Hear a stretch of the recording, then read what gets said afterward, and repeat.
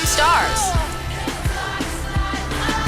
We are back, and I'm sitting with arguably our best smelling guest of 2019. To be fair, we just started, but he is on the new season of Fuller House, which is on Netflix right now, season 4.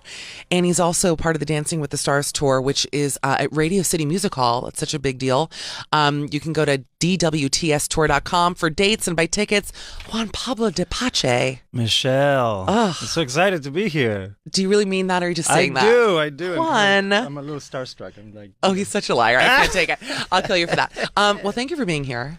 Thank you for having me. We were bonding, at least I think so, before or during the break about your family living in Spain. Yeah.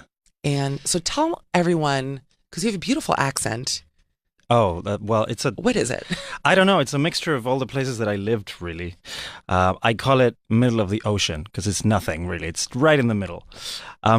Spain. Why? Well, Spain, I used to live in Spain before I moved to the States. But you're from Argentina? But I'm from Argentina. I see, okay. And I'm half Italian. And I've lived in 5 different countries. So I'm a mess, really. No, it's my dream. You're like, everything you're saying to me, every woman listening right now is like pulling the car over, lowering the blinds in the car. Like, they love it. You've had an unbelievable career. So you tell everyone how you kind of got your start, because now you have like a big Instagram following, dancing. You're the star in Dancing with the Stars. Like, how does that happen? I don't remember how it all started, really. Yeah. Okay, well, no, I was born in Argentina, and I always wanted to be a performer, and I knew that it wasn't going to happen in Argentina for me, for the big sort of hopes and dreams that I had. So when I was 17, I got a scholarship to move away from home and ended up in Italy. Where in Italy were you? In Trieste, which is like a town at the top, very close to Venice. And when I was there, I realized, okay, if I want to do this acting thing, I have to go to the center of the where they do this, and that was London at the time. Were you the most famous person in Trieste? Like, did everyone? They're like, Juan? Like, well, I was 17, so I don't know. You had to be. Did you have like a job? What was like? Because it sounds to me like you got started really early. Oh my God, it's funny. No, but I'm talking high school. Like high school. The last 2 years of high school, that's where I got the scholarship. Did you just clean up in Italy? I mean, I can't even imagine you as a young boy. I'm like, like even now, I'm just like, oh, Juan, you're so crazy. Like, I can't make direct eye contact with you. You're also dressed in the color of the sun, so you have like a lot going on right now. But I'm so sorry. So no, you went to London for college? Yeah, so it's this weird thing called the United World College, and there's Sounds like fake. 15 of them in the world. Straight up fake. I know, right? It sounds really weird. Yeah. But it's this thing where they choose you in your country, you do like a selection, and you're 17 years old, and you're about to, you're about to finish high school, but you're not quite there yet. And they say, okay, we'll select one kid from 86 countries. Wow. And then we'll send them off to a different country and see what happens. And you do 2 years there with people from all over the world. So that was like my first experience, as an adult, a young adult, to go somewhere else to live with, 86 different nationalities. So were you the only Argentinian then? I was the only Argentinian in my year. That's crazy. Yeah. Wow. Did everyone like want you to make steak? Were they always like, Juan, we're empanadas. The empanada guy. You're like, exactly. What was it like? Living in London had to be such a culture change, though, coming from like hot, sizzling, sexy Argentina. I love that you think of me that way. That's I the didn't last say thing I thought of you that way. I said I thought, wow, okay, a bit of an ego. Sizzling sexy. I never wake up in the morning and think that of myself. Literally was just talking about your peoples, but okay, take it personally. No, but like London is like the least sexy. It's not. It's like the women wear like nude, kind of. They wear like nude hose there. You know what I mean? It's like the square-toed loafers. I don't know. Well, they have a lot of they have a lot of kind of I don't know. They can take the cold like nobody else. It's true. Because of the drink. Because of the drinking. It's really a serious thing. I do and I don't. I try not to, but I'll celebrate with a drink. You're just so healthy. And then it's just crazy because you're working with my friend Candace Cameron Bure, who I actually worked with, and she's wonderful. Fuller House is such a feel-good show. It's so family-oriented. And tell people, because aren't you with Kimmy Gibbler? You play her husband. Yes, I'm Kimmy Gibbler's husband. It's hilarious. And I'm a clown. You know what they say? What? So you're telling me there's a chance? Oh, wow. Okay. So you go in. This had to be a huge audition for you, though, to go into Fuller House. It was, even though I didn't have a clue what I was walking into. Oh, no. Because it was one of those pilot seasons where I had done 40 different auditions and I didn't get one of them. And I was really, it's like, screw this thing. I'm going to go home. And the last audition that they told me about was Fuller House. Mm-hmm. And because I grew up in Argentina, I wasn't really aware of Fuller House because we didn't get it over there. We just got it late, years later. We'd had this show. They just got it. They're just now watching Frasier. All the Argentinians the original are like, Frasier. The nanny. That would make me so happy if the nanny just trending in Buenos Aires. You're like, her voice is so annoying. We love it. Yeah, we love it. Yeah, come on. So I wasn't aware. There was no pressure for you, which is no nice. pressure. Yeah. So I go to this casting, and first of all, everyone looks like me, so I'm going great, fantastic. That's LA. And so one goes, and the next one. Then the last guy, the door was kind of semi-closed, semi-open, and the casting directors are laughing so hard, and I'm going, oh, what am I doing here? So anyway, he leaves, they close the door, they rewatch the tape, and they laugh again. Who was that guy? Was it? I have no idea. I don't remember. You're like, and it was Robert De Niro, and he was unavailable, so I got it. So I'm thinking, well, wow. I either give up right now and go in and or I become a clown. And that's what I did. I was so broad, I was so exaggerated, I was so ridiculous that they had no choice. Oh my God. I want to see that version of you because you're very chill now. But you know what? You know what they said afterwards? I went to Spain because I wouldn't cancel my trip, and when I got to Spain, they're like, "Yeah, Netflix wants to see you again," but they sort of want to fly you back because you were so broad. They want to see if you can pull it back. That's hilarious because you're not like that. Like in person, you're just normal. No, I'm just shy. Yeah. Oh I'm God. A very shy human being. Are you shy? Oh yeah. Really? I'm incredibly shy. Why? I don't know. Why do you think you're shy? Like socially? Yeah, I'm socially a little quiet and private, and and then on stage, I'm a clown. I'm a fool. A lot of actors are like that though, where they funnel that energy, like they need a script almost to become that person. Yeah. I think you feel like you're a superstar when you're on stage. It's a weird feeling, For sure. Outside, you're like, I don't need to, Yeah, and on stage, something happens. I don't know what it is. It's like the fire from the audience, Maybe. I think. The sizzling thing. It's the sizzling. Get that checked. Tommy, now that you live in Los Angeles, you must be recognized that it's got to be, are you still hiking? Do you do Runyon? What kind of a Los Angelino are you? No, I don't like Runyon. I'm more of a Griffith Park kind of person. It's much better. That's a good answer. Yeah. I don't know why I'm testing you here, but I like to hear that. Do you our have a dog? listeners even know? They know. Yes. Some.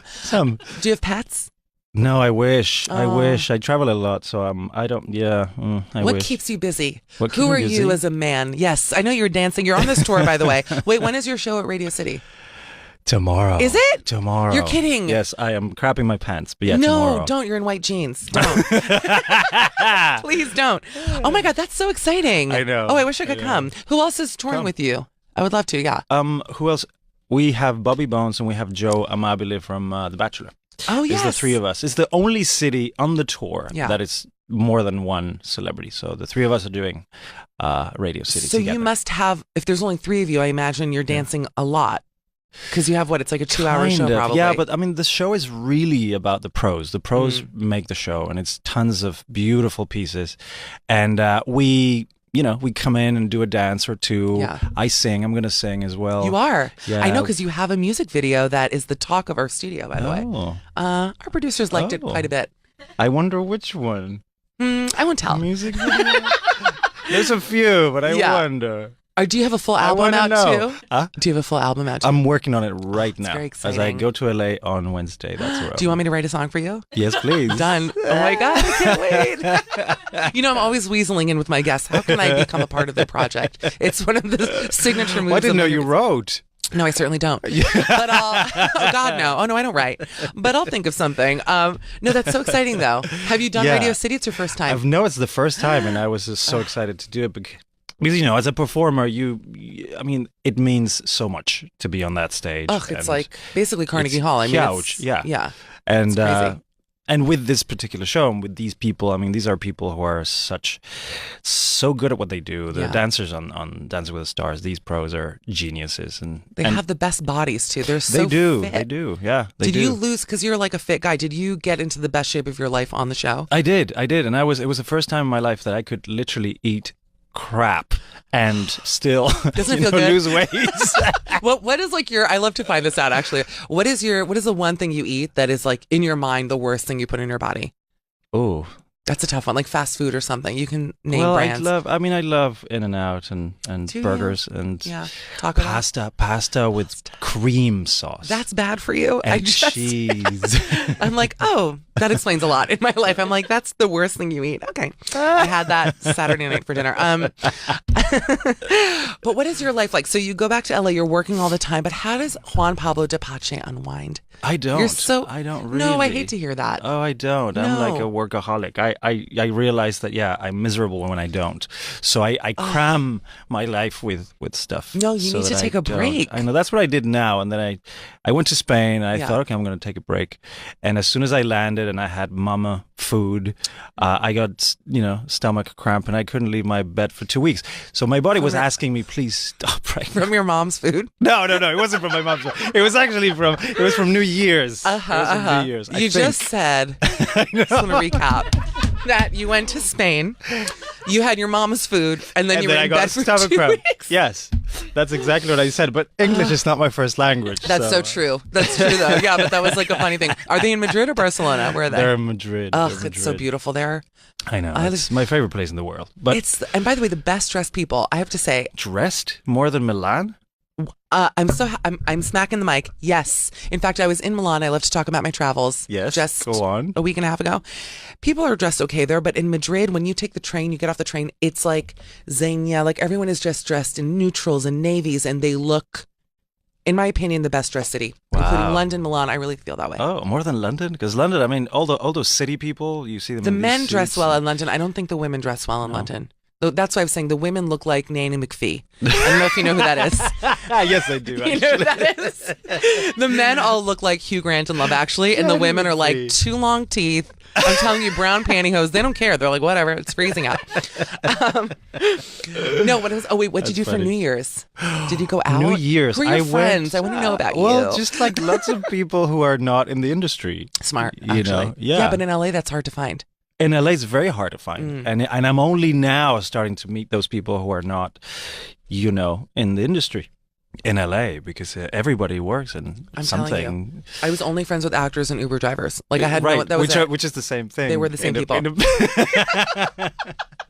No, it's true. It's just like hard in Los Angeles, and especially if you're saying you're shy, which again I don't really believe. But if you're not outgoing like that, it's tough sometimes to like forge relationships or friendships, whatever. Well, especially because there's no center in LA. Yeah. So you don't have a Times Square, you don't have a, Gran Via in Madrid where people just sort of converge. I meet in your everybody car. In Times Square. That's so funny you say that. I'm friends with all the Elmos. My only friends are the Elmos. We don't talk to Cookie Monster. He's a bit of a diva, but yeah. But I know what you mean. LA is like it's a vast wasteland. You don't walk. So if you don't walk and you're not in line and stuff, you don't talk to people. I made friends here in New York, literally in line for the theater. No, I believe it. You know what I mean? I know, you talk to people. It's social here. It's also warm. Yeah. I think people are nice here. They're generous. They are, and they're very similar to Europeans. I don't like you in LA. By the way, I'm like, I don't like you.